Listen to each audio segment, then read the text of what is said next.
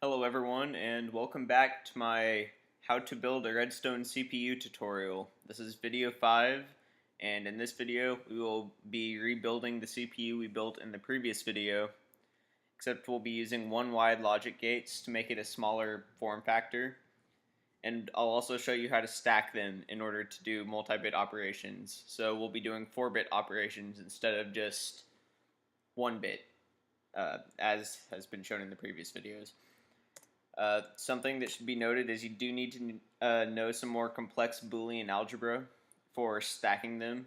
So for example, if we do 1, 1, 0, 0, and then and 1, 0, 1, 0, that would equal 1, 0, 0, 0. Because the only bit where both of the numbers are 1 is the first one. And that works for OR as well. So if we check OR, the output will be 1, 1, 1, 0, because that's just how it works. You've got these two are on because of the OR, and then so is the third one. And that just goes down. I guess I'll do all of them just for the sake of completeness. In Java and some other programming languages, the caret actually symbolizes XOR, so that's what I'll be using. So, and that would be 0, 1, 1, 0. So then, if we do add, so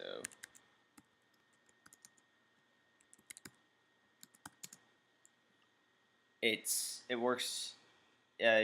It works basically like a unary addition does, except for if the two numbers add up to 2, you carry the 1 over to the next one. So I guess starting from the right, it's 0, add 1, then 1 plus 1 carries over, so we get 1, 0. So that's the answer for adding these two numbers. So I guess let's get started and actually build one. Okay, so as you can see, this is the one we're going to be building right here. It's the same 4 operations, but put in one wide gates, and it's quite a bit smaller than the previous edition, especially because there's not all this nasty bussing. It's all in one spot. So I've already built 3 of them just to make the building process faster. So I guess I'll go ahead and start working on it. I'm going to go ahead and put the output rail because given that I want to save space, I actually know the dimensions of this one. But let's just put this here, and we'll start by building up on the binary decoder output. So this is exactly like we've done in pretty much every video in the past. But let me just check the spacing here. So we've got 3 here, and then I know this distance is 10. So 1, 2, 3, 1, 1, 1, 2, 3, 4, 5, 6, 7, 8, 9, 10. Okay, so let's put our levers, and this bus over here is going to be similar to the one we did on the previous version. I don't want to fly all the way over there, but since we need one of the inputs to be above the other because we're using one wide gates. Yeah, they just need to be vertically stacked. So we're just going to make one long bus right here. We'll put repeaters just so we know that we're getting a fresh, strong signal coming out of the 2 inputs.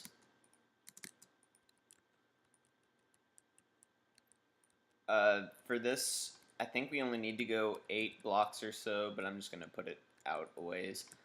If you ever want to add more operations to this build right here, you would simply extend this line out and add more blocks to your binary decoder so that it supports more operations.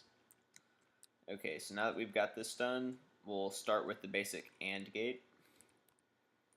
So we're going to put repeaters to prevent the signal contamination, and then it's just a basic AND gate. It's exactly what you would expect. So there's an AND gate, one wide, notice. So now instead of having to come over 4 blocks to build the OR gate, we just simply build it 2 blocks away. And that's it. Now on the one wide OR gate, we're not going to put the repeater right here. We're going to move it one because it's just the way it works. I suppose you can explore that on your own sometime, but I don't really want to take the time to do it right now. So now the one wide XOR, it's the same as seen in video 1 when we discussed basic logic gates.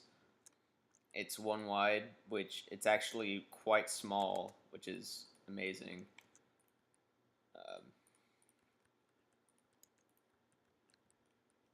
So one thing that we are going to have to do is move the carry in a little bit for our adder. It kind of has to.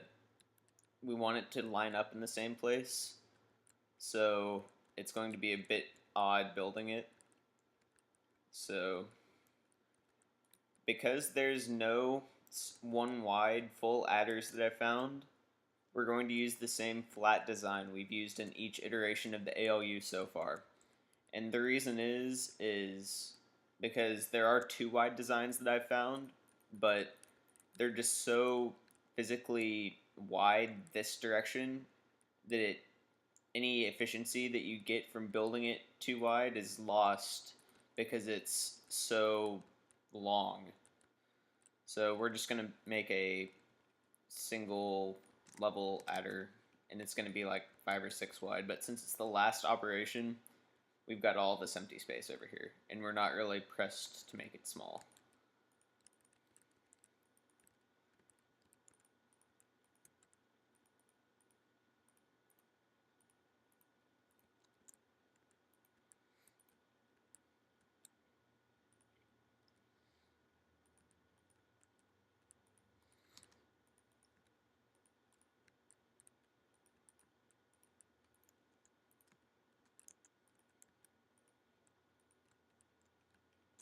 So this design, it's been built a bunch of times, and it's a bit of a pain. If someone has a better full adder design that they would like to see used in one of these videos, please, by all means, let me know. I just found this one by quickly Googling full adder because I kind of took a hiatus from building Redstone when I got into college, so this is it. We've built all our logic gates, so all that's left is to build the binary decoder, and I'm gonna go ahead and get started on the busing for the carry-in.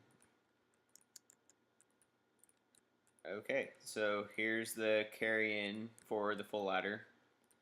And this is where you would put another one of these exact things, and the carry out would go into this carry in, and that lets you do bigger additions. So let's build the binary decoder now.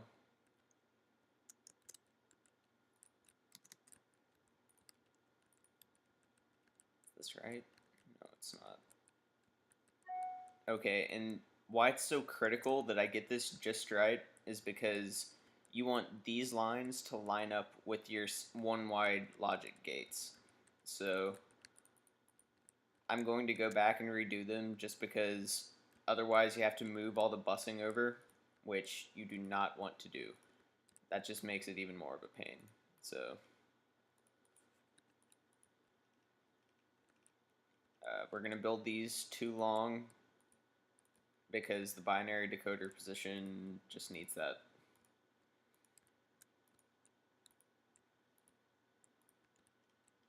Okay, so now we place the repeaters.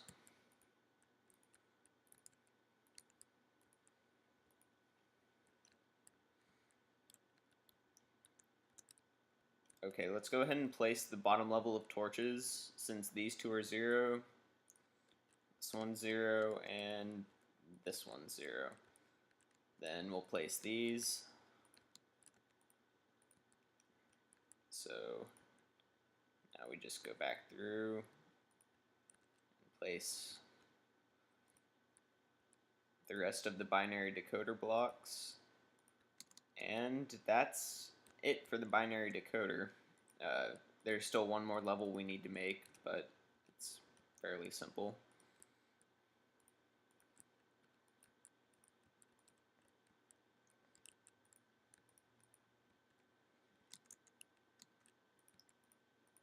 Now, when we do some operations that are more than single bit, you will see that it's not going to look super great per se because of, what am I trying to say here?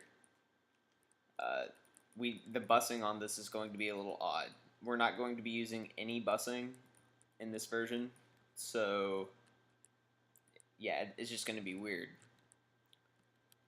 Because normally you would have a bus with all your inputs going all the way from the start of this one to the end of this fourth one way over there. And since we're just going to go do all the levers by hand, it's interesting to say the least. So now we just build up.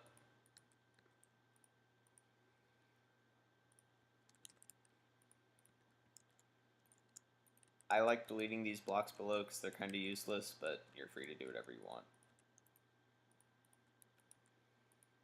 Okay, so these buses need to be 5 high, so 1, 2, 3, 4, 5 in the end, so try to get them up to the correct height as early as possible, because if you do need to extend the signal, it's easier to do it on a flat level.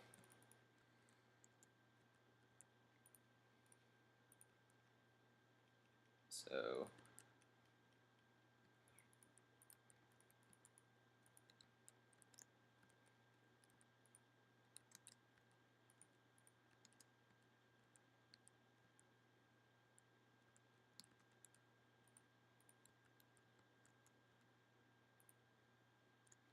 okay, so we did something wrong here because it's supposed to line up correctly. Oh, darn. Okay, so in this one, notice I've got one more block spacing. We don't have that in this one, so we're going to have to improvise a little bit.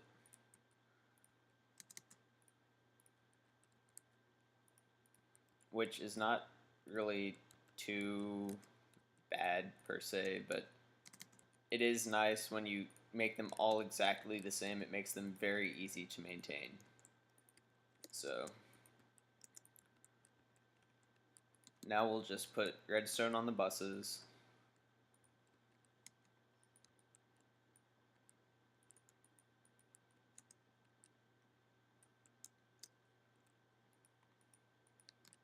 And there are probably more efficient ways of doing this busing, but I'm too lazy to find them. So if you want to, have at it. I'm not going to do it though.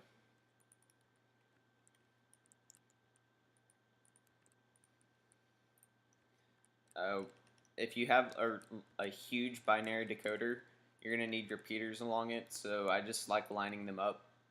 In the other one, there was a repeater here as well, because this lined up correctly, but in this version it doesn't, so whatever.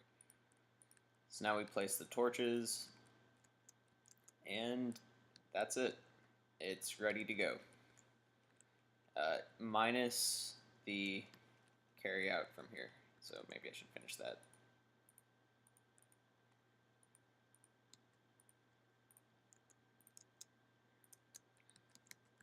Okay, so we're going to just bring this right over here.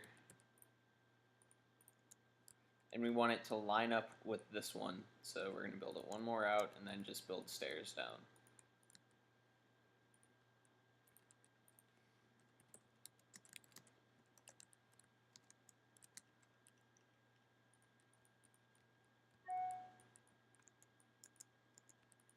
Now, from experience, I know this signal ends right about here, so I'm just going to put a repeater.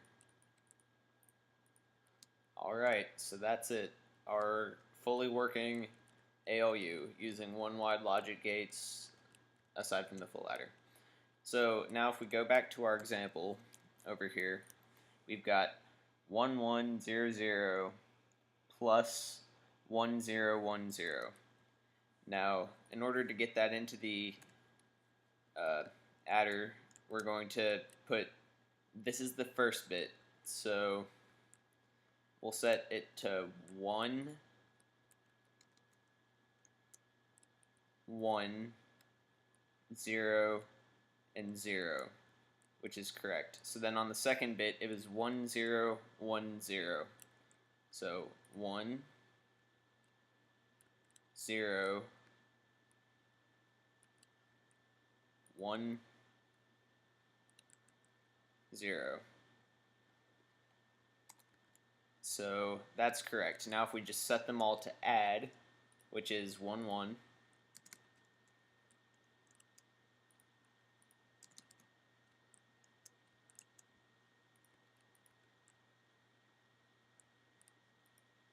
and we check our output, let's go back and see what it was supposed to be.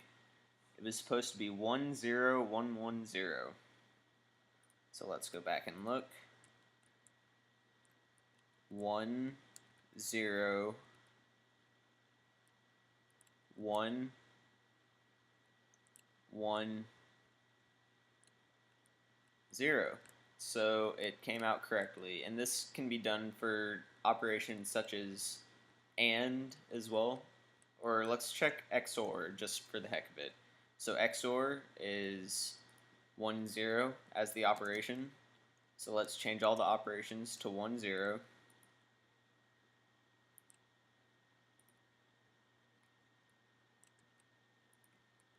Okay, and the answer is 0, 1, 1, 0, as you can see right here. So we'll go back into Minecraft, go all the way to the left. It's 0, 1, 1, 0. So as you can see, you just stack them and connect the carry-outs to the carry-ins, and you get a multi-bit ALU. So I hope you enjoyed this video. In the next one, we will probably be changing the instruction set so that we don't have add, which it makes it less functional, but we also get double the operations in just slightly more space, and it looks a lot cleaner than it does right now. So thank you for watching.